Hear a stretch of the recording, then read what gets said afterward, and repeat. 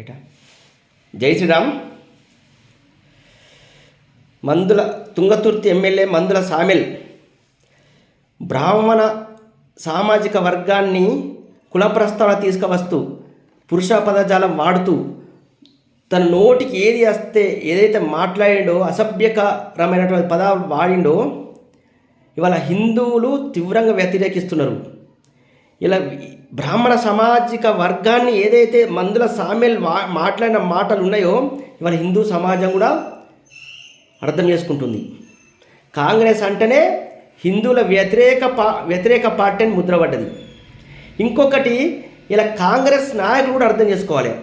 మీ అధినాయకురాలు ఇందిరాగాంధీ కాశ్మీర్ బ్రాహ్మణ్ మీరే చెప్పుకున్నారు. ఇందిరాగాంధీ కాశ్మీర్ బ్రాహ్మణ్ అని చెప్పుకున్నారు కదా, మరి మందుల సామెలు ఎవరిని తిట్టిండు? బ్రాహ్మణ్స్ని తిట్టిండు. అంటే మరి ఇందిరాగాంధీకి వర్తిస్తాయి కదా. 2018లో రాహుల్ గాంధీ రాజస్థాన్లోని బ్రహ్మా దేవాలయానికి వెళ్ళినప్పుడు మా కులం బ్రాహ్మిన్, గోత్రం దత్తాత్రేయ అని సంకల్పం చెప్పుకున్నాడు.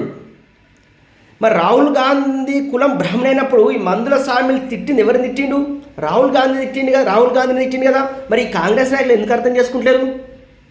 అంటే మీ గాంధీ భవన్లో మీ ఇందిరాగాంధీని, మీ రాహుల్ గాంధీ ఇందిరాగాంధీని కులాన్ని తిట్టినప్పుడు మీరు ఎందుకు మౌనంగా ఉన్నారు? ఇలా నిజమైన కాంగ్రెస్ నాయకులు అర్థం చేసుకోవాలి. జై శ్రీరామ్.